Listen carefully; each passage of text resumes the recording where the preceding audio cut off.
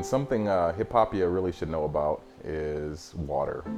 Water is the key. Water is the truth.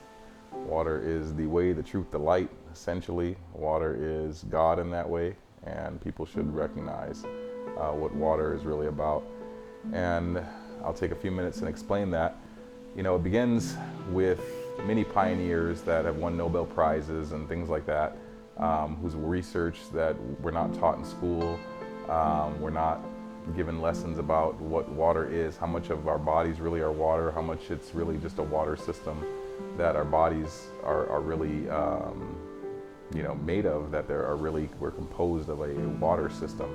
And like I said, many people have done research into this and done profound research and won Nobel Prizes and, you know, changed healthcare in different ways and had their research buried, and some of it, you know, is out there. But every one of water's properties is unique, and they do not easily fit into the generally accepted laws of physics.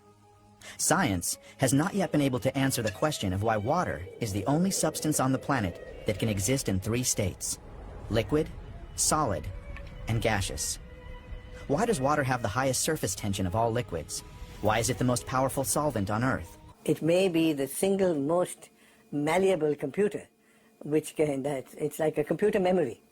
It's the memory of information. We must know how it is arranged. It is like the alphabet. If I give you the alphabet, you don't know a word, you don't know a letter, you don't know a sentence. So the molecular structure is the alphabet of water. And you must make a sentence out of water, and you can change a sentence. Water has memory. Experiments done in many countries around the world have shown that water receives and makes an imprint of any outside influence. As it records information, water acquires new properties, yet its chemical composition remains unchanged. So their theory was the chemical composition of the water is important. Now the sensational news is that that is nonsense. The structure of water is much more important than the chemical composition.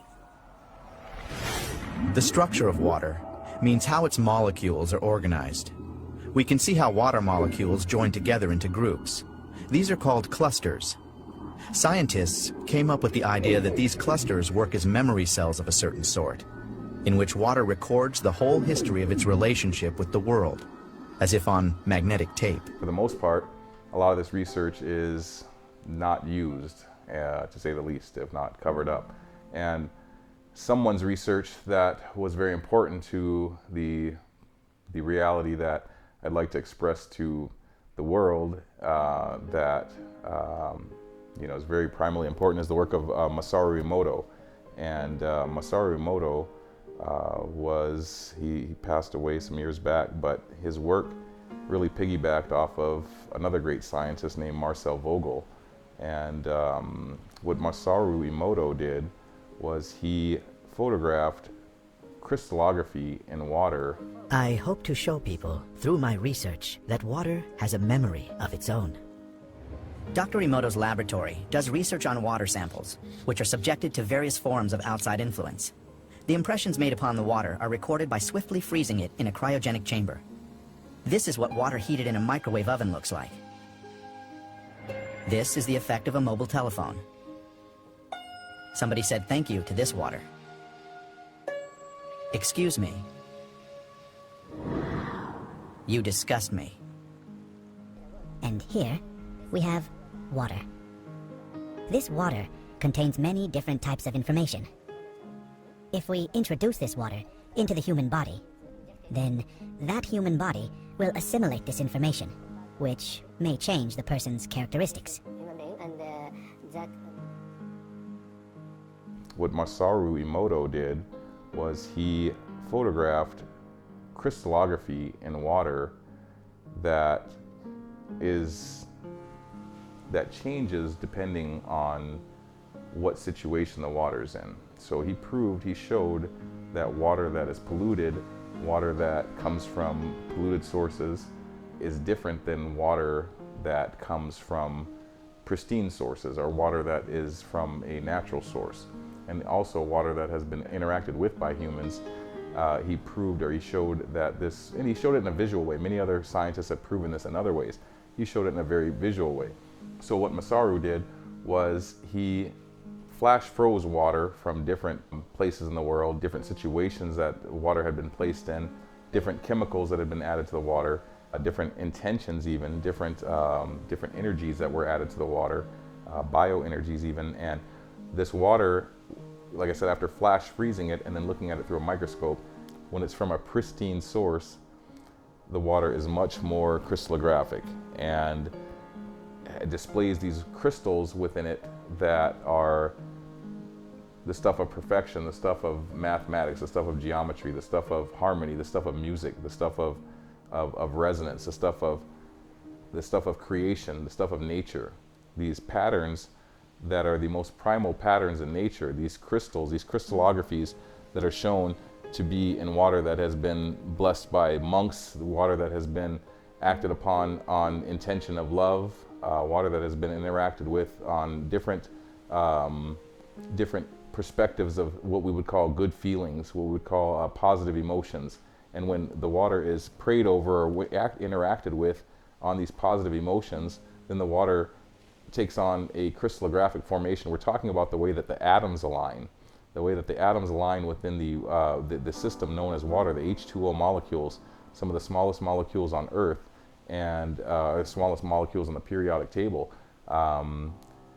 And we're talking about hydrogen, the smallest one, and oxygen, one of the smallest ones, that are formulating these crystal pictures, these ice crystal pictures.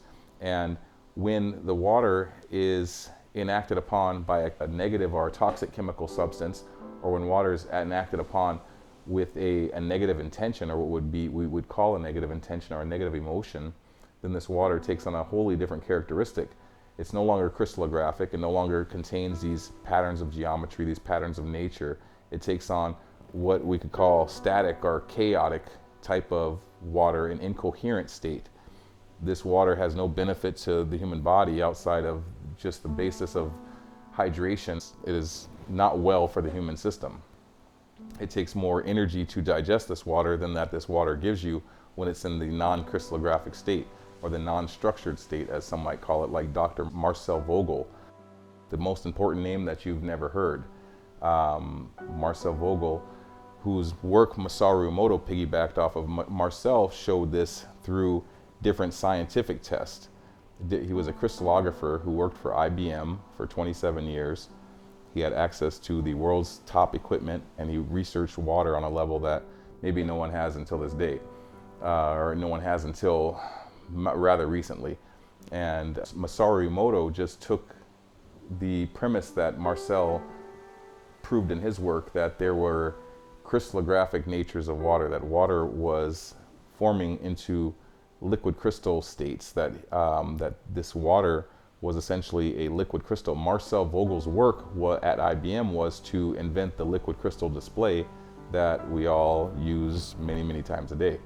So he was an expert in the thing known as liquid crystals, and he took that work and moved it into water research, and then it went into essentially biological research, understanding that, of course, biology, everything that's alive is based on water, made of water. So the things that he was finding out about liquid crystals, he was eventually transferring into understanding the body as a liquid crystal system. That all plants and all living things are these liquid crystal systems. What he showed through different optics tests and different frequency tests of water were that water was changing patterns 2 to 3 trillion times a second. They didn't quite know that then, but they knew it was exceptionally fast rate, essentially a quantum rate, even to this day. And water is changing rates this fast, 2 to 3 trillion times a second, and it's forming different molecular structures, different atomic structures, based on what else it has in it and what other energies it's been exposed to. So depending on the purity, the energetics, and essentially the environment of the water, these type of things are going to affect what shapes these molecules form themselves into. And this is essentially a communication process that occurs with water and its environment and with all things around. In 1995, Dr. Masaru Emoto was the first one to record musical impressions on water. In Dr. Emoto's laboratory, they presented water with different types of music, after which they froze the water and then under the microscope could clearly see the crystals that the water had formed. Here is what the music of Bach looks like.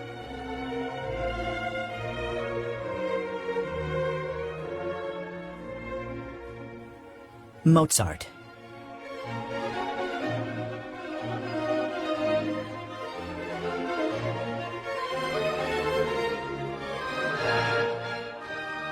Beethoven.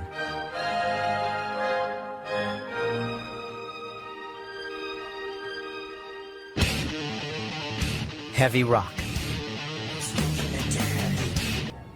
Dr. Emoto presumes that serious crimes are committed most of all in areas where people curse the most often.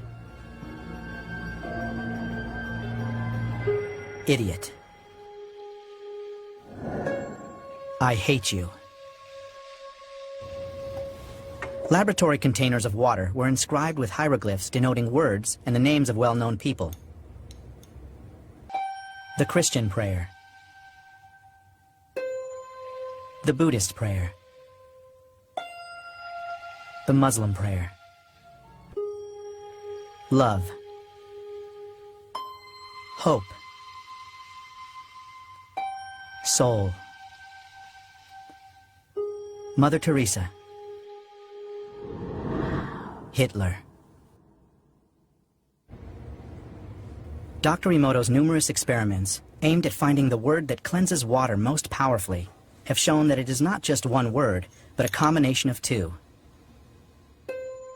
Love and gratitude. Theory was the chemical composition of the water is important.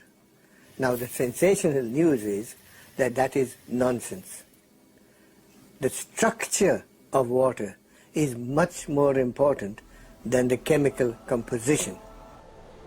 And water itself can act as a battery, so it can hold charge, and it only holds charge when it's in this structured state.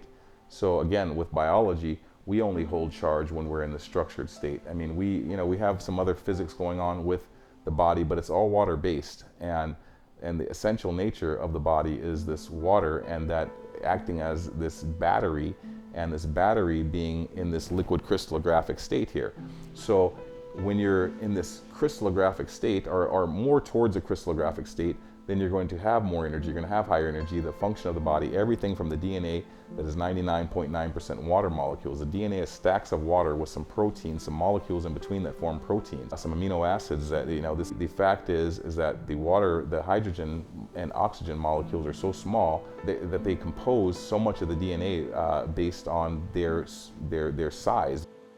DNA being 99.9% water because these oxygen and hydrogen molecules are so small. So they stack and arrange with very few other chemicals involved to create DNA. The brain is, they say, 98 to 99% water by molecule count. The body is actually around 99% water by molecule count.